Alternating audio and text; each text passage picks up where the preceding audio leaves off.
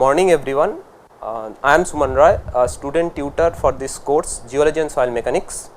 Due to some unavoidable circumstances, Professor Priyankos is not going to take the subsequent lectures, and during this period we thought that we would introduce the tutorial session for all these chapters that he has covered, including from the index properties of soil to the shear strength of soils. So, today we are going to cover the index properties of soils, in which I am going to cover 3 problems. The first problem is basically on the basic soil mechanics relations, the basic soil relationships. So, the problem is a sample of soil with initial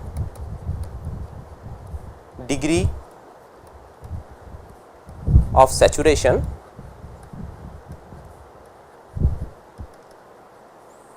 of 50% is isotropically compressed. Now, take a note on this word, that isotropically compressed. Isotropically compressed actually means that the soil mass is actually compressed in all 3 directions with the same pressure. So, it is compressed in order to achieve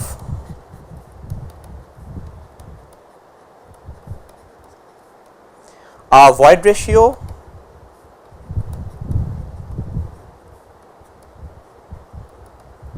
of 0.55. Now, we are asked to calculate the volume change in terms of percentage of initial volume.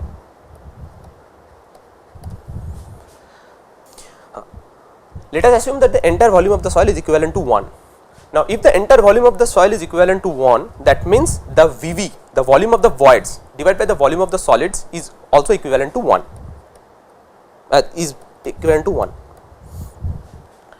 Now, we can also know that the void ratio can be written in the terms of VV by Vs.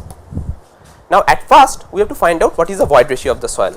Now, in order to find out the void ratio of the soil, we also need some specific informations, like what is the degree of saturation and the moisture content of what is the degree of saturation, the moisture content of the soil, or basically what is the specific gravity of soil solids. So, the question also says that the moisture content of the specimen is 22.4%, and GS, or the specific gravity of soil solids, is actually equivalent to 2.71. So, from here we will first plot the void ratio versus saturation in order to know that what is the specific at the degree of saturation of 50%, what is the void ratio of the soil. So, for that let us start from the basic relationships. So, we know that the water content of a soil or the moisture content of a soil is actually equivalent to the weight of water by the weight of solids, which in turn is given as 22.4%, which means it is equal to 22.4 by 100, which is equal to 0.224. So, we can write the weight of water by weight of solids also as the weight of water by volume of water multiplied by volume of water by weight of solids. So, I multiplied it with the volume of water on the numerator and divided it by the volume of water on the denominator. Now, we know also that the weight of water by volume of water is nothing but actually equivalent to gamma W, that is the specific, the unit weight of water, and VW by WS. So, from this relation we get that 0.224 into WS by VW is equal to gamma W, or 0.224 into WS by gamma W is actually equal to the volume of water. So, right now we know what is the volume of water. Now, moving to the next part, that is the degree of saturation. Now, we also know that the degree of saturation can be written in terms of volume of water by volume of voids. Now from our first relation we already know that the volume of water is 0.224 into Ws by gamma W. So we are going to write that.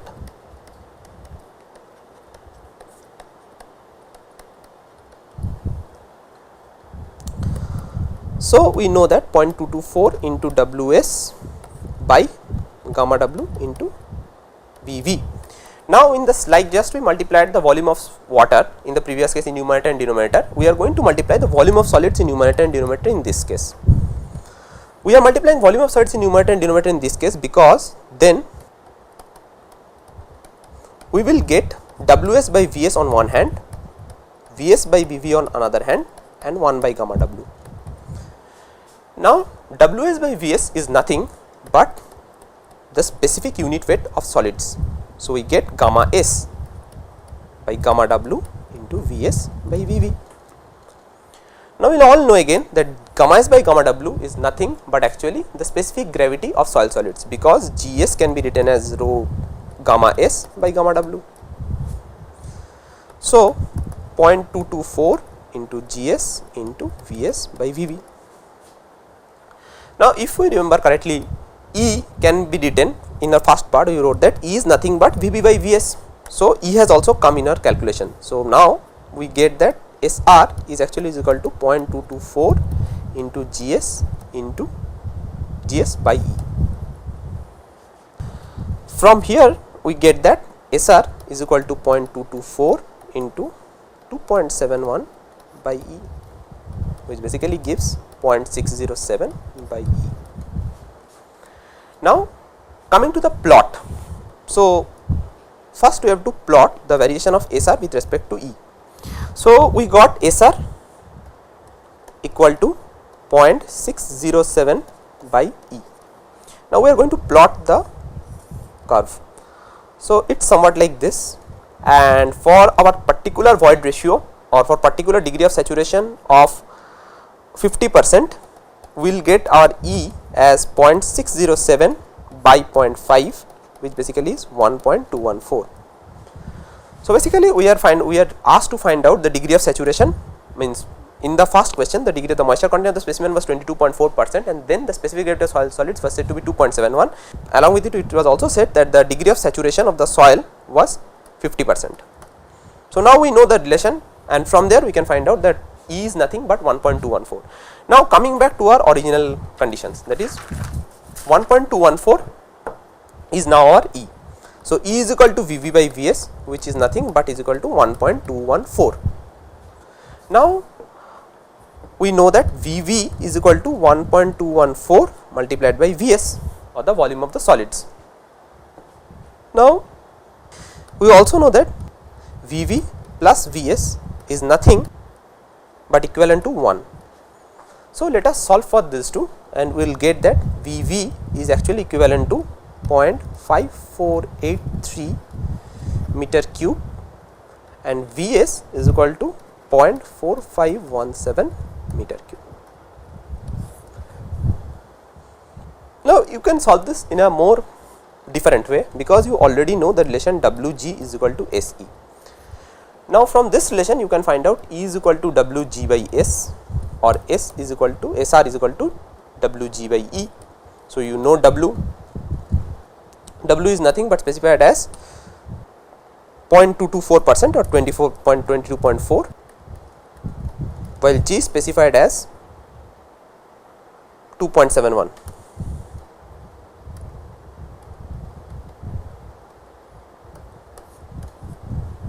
So from here also you will get 0.607 by E.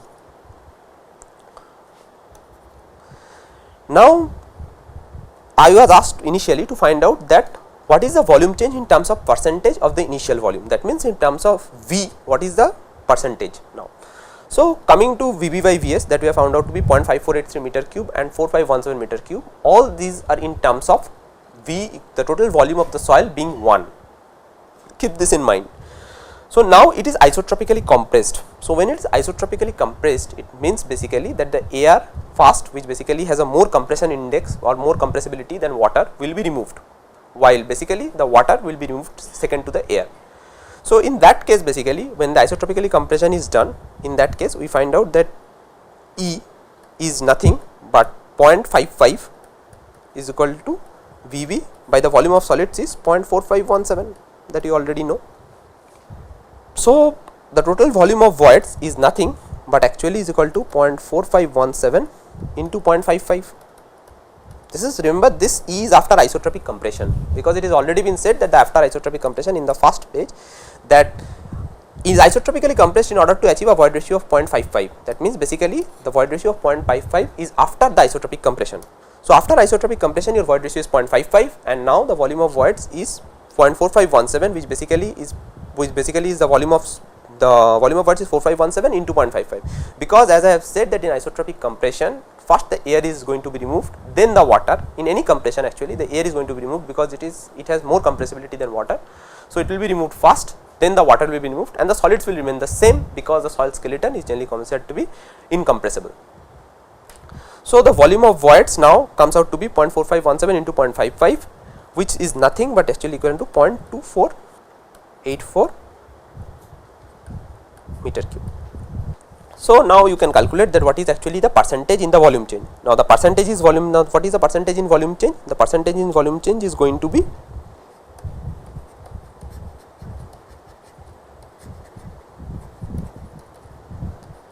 initial volume minus final volume divided by the initial volume into 100. Now, initially we assumed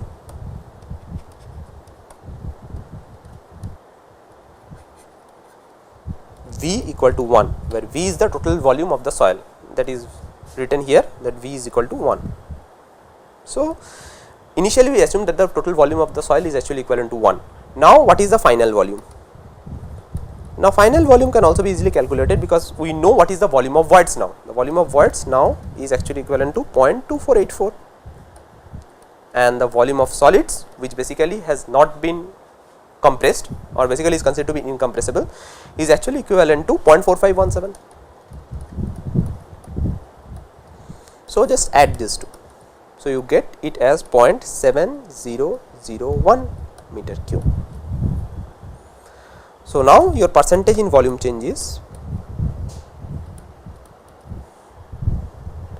initial volume is 1 minus 0.7001 divided by 1 into 100%, which is nothing but 0.2999 equal to 30%. So, the percentage of volume change is actually 30%.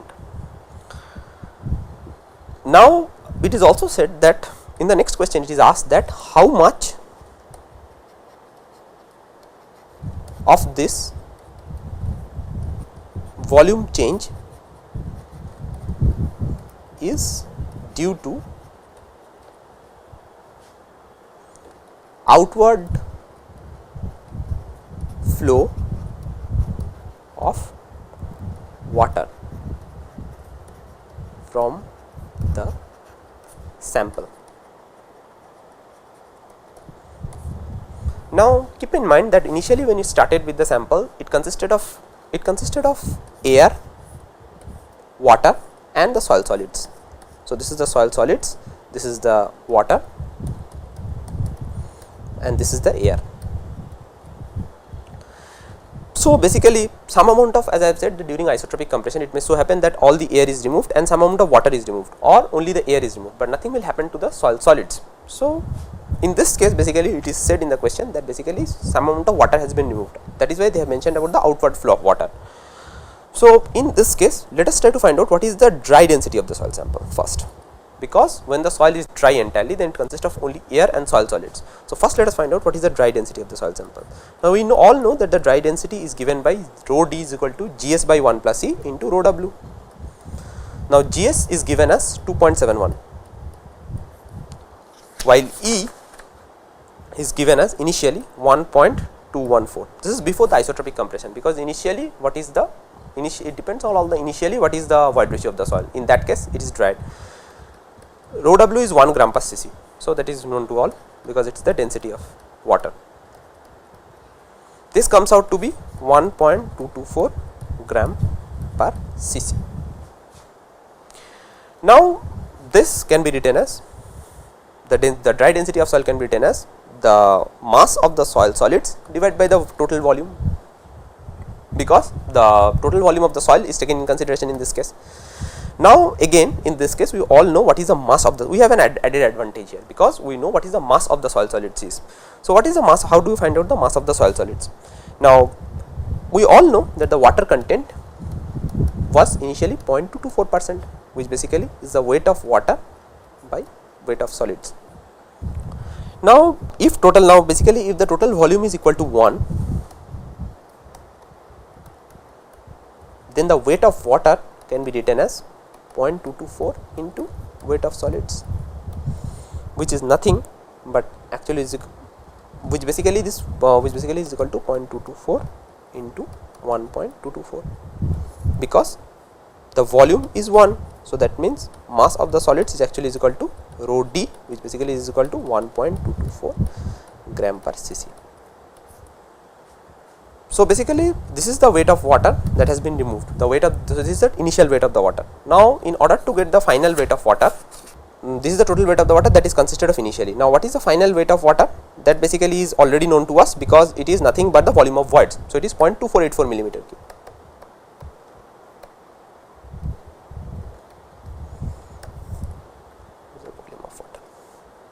Now, the volume of water is again equivalent to the weight of water. So, basically this is also weight of water, which basically is equal to 0.2484, whatever unit it is, means in kilonewton or whatever. So, the weight of water initially is known, the weight of water final is known. This is the initial weight of water, this is the final weight of water. So, what is the total weight of water that has been removed? WWI minus WWF is equal to 0.224 into 1.224 minus 0.2484. This is the final weight of water that has been removed. Now, one thing is here is important, that basically I have written that W is actually written as WW by WS, but here actually it is written in terms of MS, the mass of soil solids. It is not a problem because you can write gamma D is equal to GS by 1 plus E into gamma W as well. So, in that case basically it comes out to be 2.71 by 1 plus 1.214 into 10, which basically is nothing but again equivalent to 12.24 kilonewton per meter cube. Then this is equivalent to Ws by V, but you have taken V as 1. So, basically Ws is equivalent to gamma D, which basically is 12.24 kilonewton. Now, we also know again that W is equal to 0.224 is equal to WW by WS, which basically is the weight of water is equal to 0.224 into Ws. Remember, this 22.4 is again the initial weight of water. That means this is the initial water content. This is not after isotopic compression, but this is before the isotopic compression. So, now the weight of water initial is actually equal to 0.224 into Ws, which basically we found out to be 12.24 kilonewton. So, 12.24 kilonewton. Now, what is the final weight of water? That also we know, because after isotopic compression we have found out that the volume of voids is 0.2484 meter cube. So, basically it is nothing but 0.2484 into gamma W, because gamma W is nothing but weight of water by volume of water, which is 10 kilonewton per meter cube is equal to weight of water by volume of water. So, by gamma W. So, basically this is 0.2484 by 10 kilonewton, because again the volume of water, because again the volume is considered to be 1. So, now you subtract the initial weight of water and the final weight of water, and this is what you get the number as. So, this is how you find out that what is the water content for the soil sample is in the general case. You can find out in terms of mass, as I found it out, or basically in terms of unit weight, whichever is appropriate. Now, in the next question that we are going to discuss, we are going to discuss some of the a very basic question about hydrometer analysis, lab testing on the hydrometer analysis. Now, hydrometer analysis, as we have said, is a very common phenomenon, and mostly it is performed from fine grained soils, because you cannot find out below 75 micron, because you already know that below 75 micron sieve you cannot perform a sieve analysis. So, in that case basically you have to find out the hydrometer. You have to go for a hydrometer. So when you have to go for a hydrometer analysis, then basically it is assumed, it is already assumed that the particles are spherical in nature. If you do not have a particle that is spherical in nature, then the equivalent diameter, then basically it is considered to be an equivalent diameter. It is the particle like clays which basically are flaky in nature, then basically in those cases equivalent diameters of the particle are assumed considering the particle to be spherical.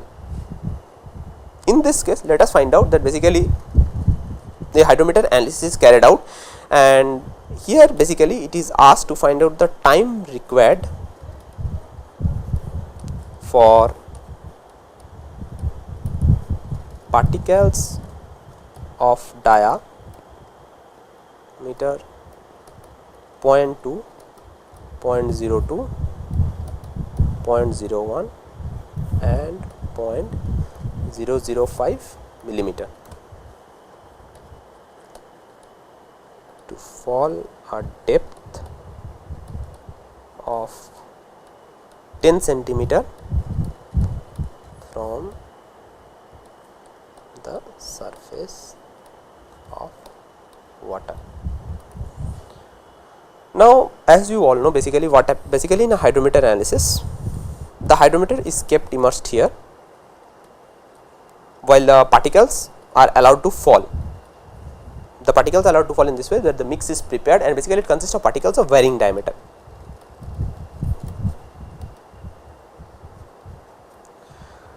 Now, gradually what will happen is that the heavier particles will first settle, then the lighter particles will settle, and according to Stokes' law, basically when it reaches, it is assumed that when it reaches the center of the hydrometer, center of the bulb of the hydrometer, the particle is said to assume terminal velocity, and from the Stokes' law equation, basically the diameter of the particles are found out. Now, in most of the books, basically a general formula for time is given as 30 mu by gs minus 1 into L by d square, or basically you can write d is equal to a generalized formula root over of 30 mu by gs minus 1 into root over of L by t. Now, this L is considered to be in centimeter always, T is considered to be in seconds always, and D is considered to be in millimeter for this formula. Mu is the unit weight of water, is the unit viscosity of water. Gs is the specific gravity of soil solids. Now, according to this formula, you can find out that the time required for the settlement of the particles, which basically is nothing but 30 mu by gs minus 1 into L by d square. So, you know, like the viscosity of water, which basically is given by in units of poise, is 8.15 into 10 to the power minus 3 poise. Now, 1 poise is equivalent to 10 to the power minus 3 gram second centimeter square. So, in this case, because L, D, T are all in like centimeters and seconds, so it is advisable that you convert everything in terms of centimeter and second. So, mu in terms of second and centimeter will be 8.53 into 10 to the power minus 6 gram second centimeter square. So, this comes out to be 8.15 into 10 to the power minus 6 divided by Gs, which basically is given as 2.65 minus 1 into L. It is written clearly that L is 10 centimeter. So, 10 divided by D, D is the one that you have to find out this one. Now, the times you have to find out, and D is given as 0.2, 0.02, 0.01, 0.005 millimeter. So, as I have said that here the D comes out in terms of millimeter. This D comes out in terms of millimeter. This is what I have said. 60 comes out in terms of millimeter. So, D is already given in millimeter. So, 30 into 8.15 into 10 to the power minus 6 into 1.65 into 10 divided by D square, where D let us say is 4.2, it comes out to be 2.22 seconds. For 0.02 it comes out to be 3.71 minutes. Remember, this T is always in minutes. 0.01 it comes out to be 14.82 minutes. This T is in minutes, and for 0.005 it comes out to be 59.82 minutes. Now, this formula is actually different from the formula that is covered in the slides, but I will come to that how basically this formula can be derived from the formula that is actually presented in the slides. Now, this is a general way in which basically you can find out the diameter of the specific hydrometer for a hydrometer particles. Now, in general, basically what happens is that, let us say that you have to, the formula that is given in the slides or the formula that is covered in the slides is basically quite different from all these things, because it consists of the hydrometer formula as 18 eta L divided by gamma S minus gamma W into 60 into T whole to the power of 0.5. Now, eta is same as mu, which basically is nothing but the viscosity of water. L is same as L is same as this L that is basically covered, which basically is in centimeter. So, L is in centimeter. T is specified to be in minutes, and in order to convert to seconds it is actually multiplied by 60, which you can see here. This D is in centimeter. Now, how do you actually come to that? Now, how do you actually come to that 30 mu by Gs minus 1 into L by T? So, here we will see that how do we find out this number. Now, eta is the unit eta is the viscosity of water. So, the viscosity of water, that eta has a unit of Newton second per meter square. So, in this case let us find out that in terms of Newton second per meter square, you can write it in the format of 0.89 into 10 to the power minus 3 Newton second per meter square, which is more or less given in terms of like 1 into 10 to the power minus 3 Newton second per meter square, and this is similar to this poise unit. Now, Newton second per meter square means it is a force unit. So, basically we are going to put it exactly in the same way. So, D is equal to 18 into 0.89 into 10 to the power minus 3 into Newton into second by meter square into, now we will take gamma W as common, and then we will have Gs minus 1 into 60 into T into L. 0.5.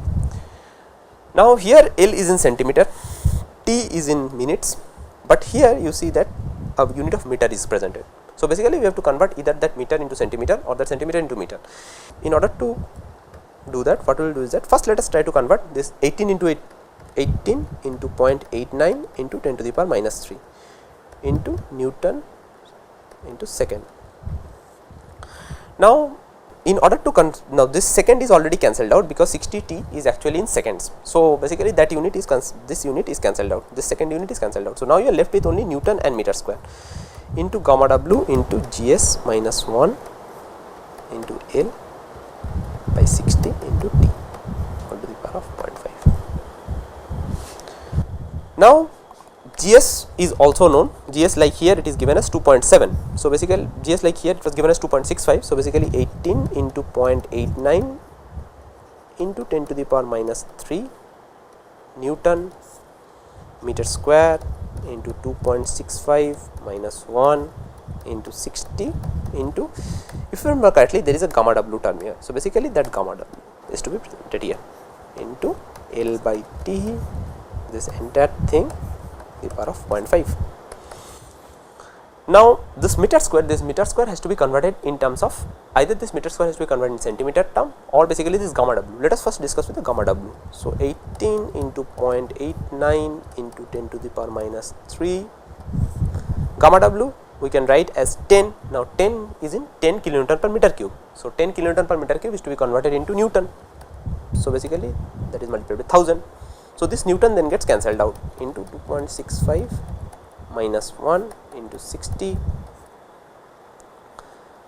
At the top there is meter cube because it is kilonewton per meter cube, and here there is meter square, L by T, 0.5. 18 into 0.89 into 10 to the power minus 3. Now, this meter has to be converted in centimeter, because we all know that the diameter that is going to be present is to be in centimeter. So, that is why we multiply 100 here, 10 into 1000 into 2.65 minus 1 into 60, L by T power of 0.5. This is often written in the terms of, in many books, k into root over of L by T. This k is basically obtained from a specific table, but this is how you obtain the different values of k. Now, we will try to do a problem regarding this fast. So, in this case basically it is said that you have to find out the sedimentation analysis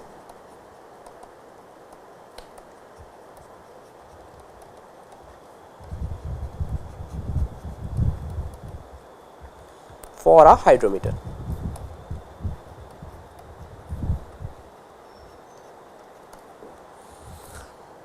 Now, it was conducted on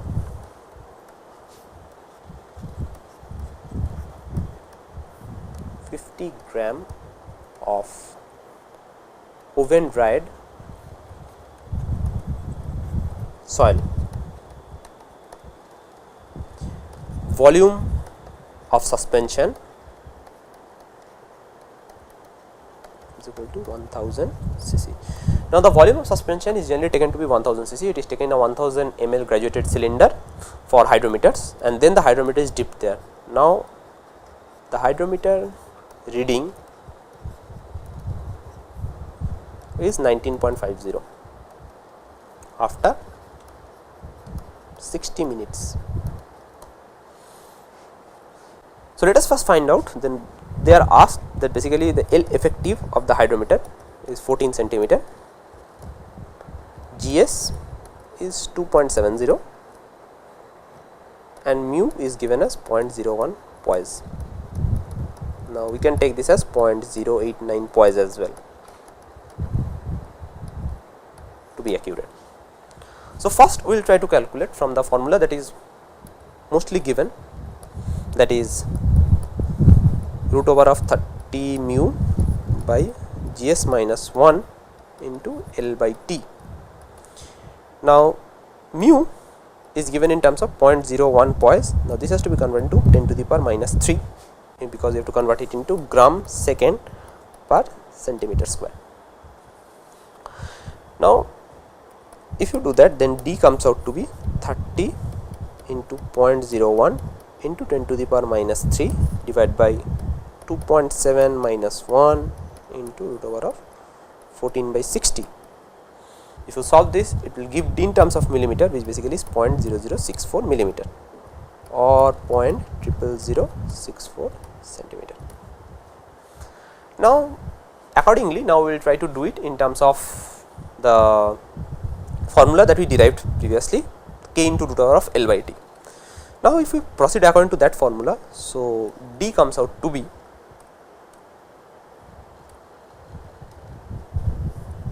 18 into 0.89 into 10 to the power minus 3 into 100 divided by 60 into 2.7 minus 1 into 1000 into 10 power of 0.5 into L by T all to the power of 0.5. So, if you solve this in the same way, you will get 0.0061 millimeter as the answer or 0.00061 centimeter. because here D is in units of centimeter, remember that, while in this case the D is in units of millimeter. So, you have to remember both of this, that in which formula you are going to use depending on the question, or basically what units are given, and accordingly you can proceed. Now, the equivalent diameter has been found out, but that is not the case. In order, when you go through a sieve analysis, then basically a stack of sieves are given to you, and basically what you do is that you find out, you know what is the equivalent diameter, because you know what is the sieve size opening, and from there you know what is the equivalent diameter, and what you do is that you find out a term called percentage finer. That means how much material the sieve is allowed to pass. In this way also, here also you are supposed to find out the percentage finer. Now, a percentage finer formula for a hydrometer is generally given in this way as Gs by Gs minus 1 into Rc divided by 10 into W. Now, Gs is nothing but basically the specific gravity of soil solids, that is already known to you.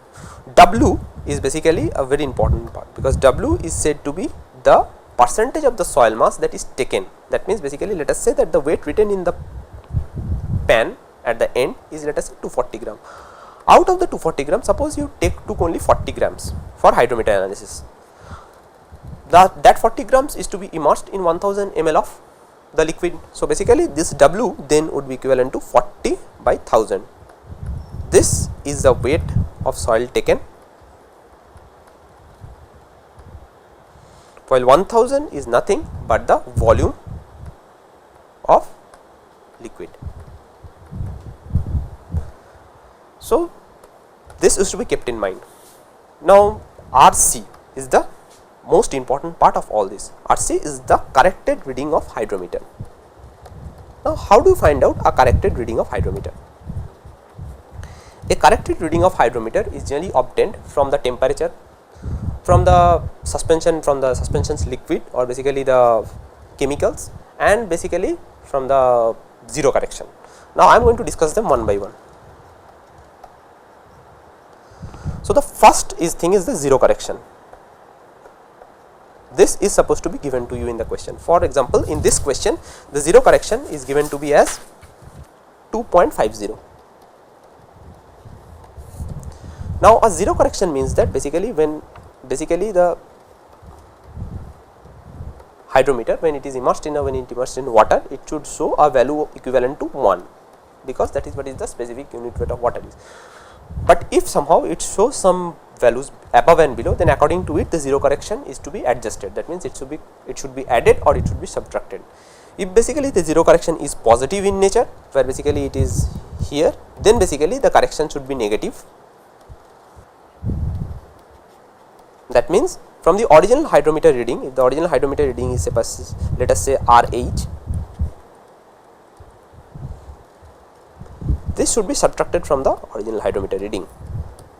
Again I am telling this, that if the zero correction is positive in nature, then the correction should be negative.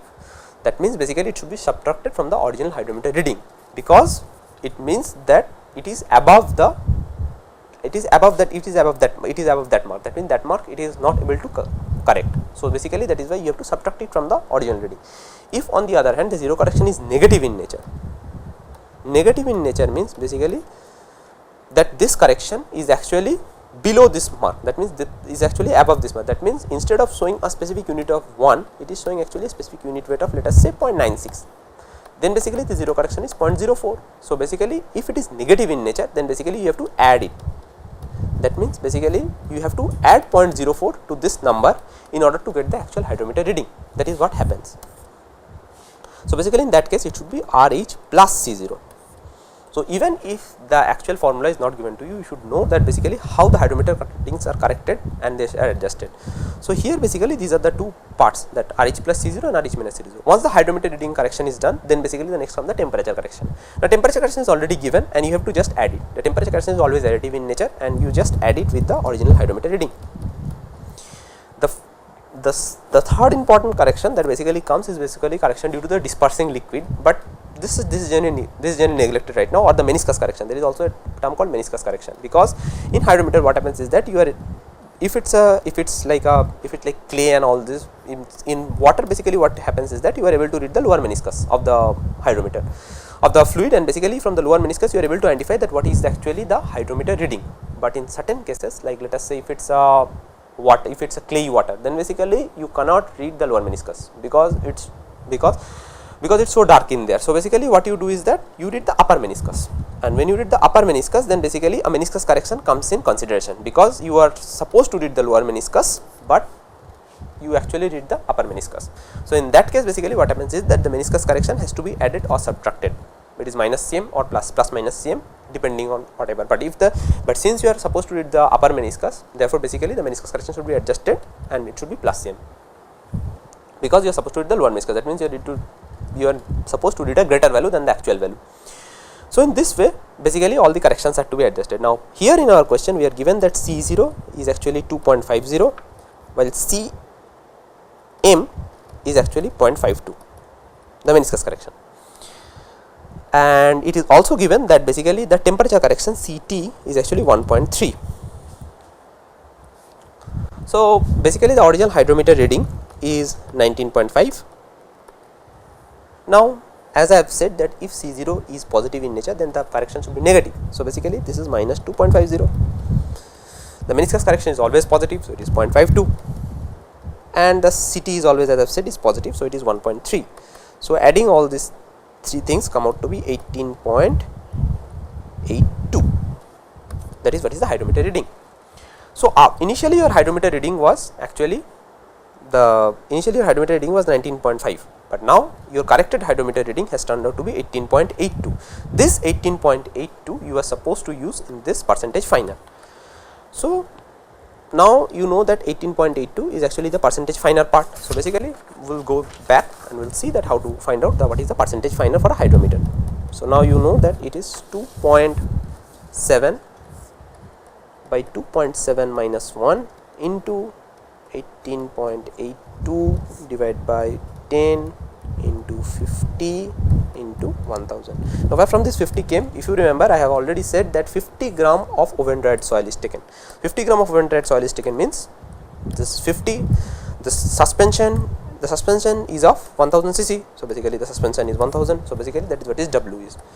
So if you solve this, it comes out to be something about 59%, approximately equal to 59%. So this is the percentage final for the hydrometer. Now remember this, that this is only the percentage final for the hydrometer, but basically you have to find out that what is the actual percentage final. Now suppose let us consider grain size distribution.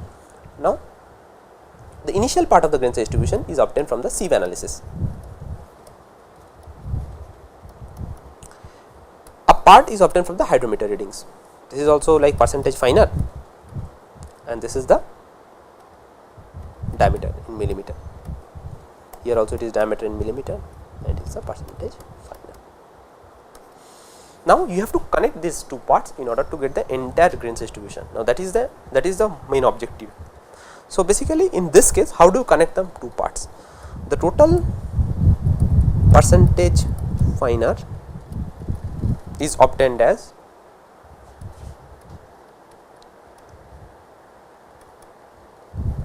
weight retained on pan into P percentage.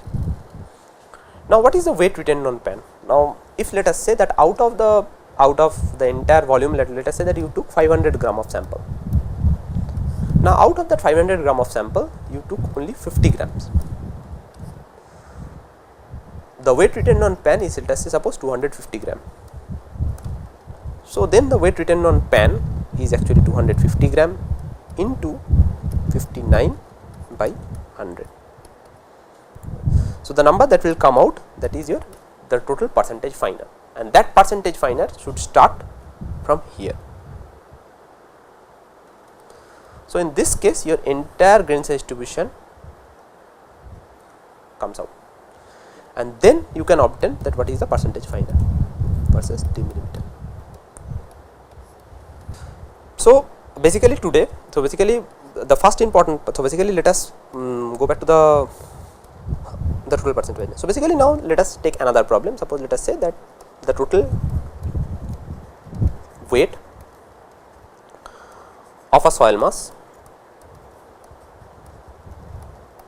equal to 400 gram is taken on a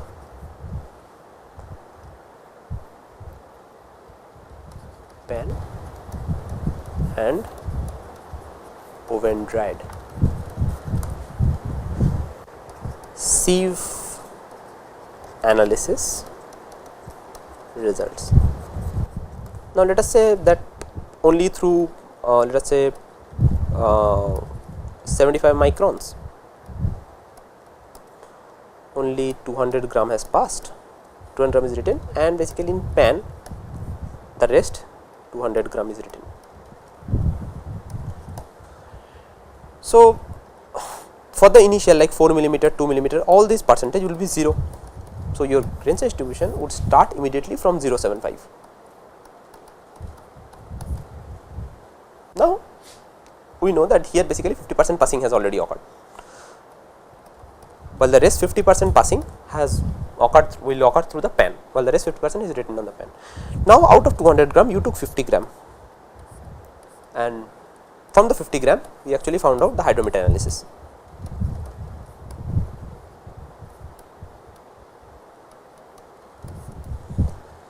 So now our the entire grain size distribution would look like 4 millimeter 0%, 2 millimeter 0%, then 425 microns 0%, because in all these cases the weight retained on the pan is 0, then 212 microns 0%, 75 microns, 150 microns 0%, 75 microns 50% has passed. So that means 100% passing, 100% passing, 100% passing, 100% passing, 100% passing, and 50% is the final passing. For pan retained is also 50%. So that's it, 0% is passing. So basically from 0.075, that means from this line we start our grain size distribution. So it will be like this in the beginning, and then we do not know what is going to be. So out of the hydrometer analysis that we performed, now let us say if the hydrometer analysis that we performed has given us in the same way, in the same manner, in df is centimeter, if it belong to the same hydrometer analysis, suppose it has given us 0.0061 millimeter or a percentage passing of 59% has given. Now 0.0061 is for percentage passing of 59%. So basically we know that it has already started from here, then 59% is passing. So now we are going to convert that to the percentage passing. Let us consider that the weight retained on the pan is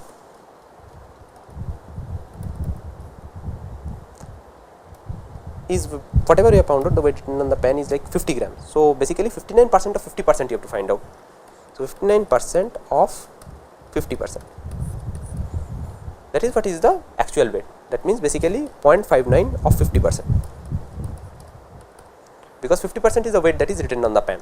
So 59 by 100 into 50, whatever the number comes out to be, 26.5. So basically it will start from 26.5. So depending on that, in the consecutive steps, basically you will find out that what are the in the consecutive steps what are the weight, what are the weights for the other percentage of soils. So let us say basically there is another like 0.02 millimeter, like there is another soil mass which basically has 0.02 millimeter as one of its points. Then in that 0.002 millimeter, then in that case again you have to find out in the similar way the percentage passing.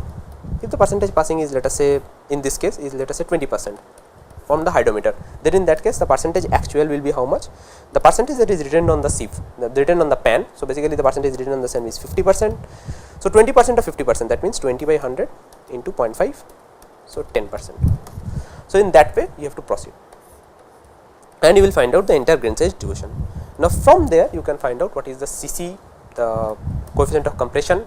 Then basically you can also find out what is the coefficient of uniformity, CU. Depending on all this, basically your grain size distribution.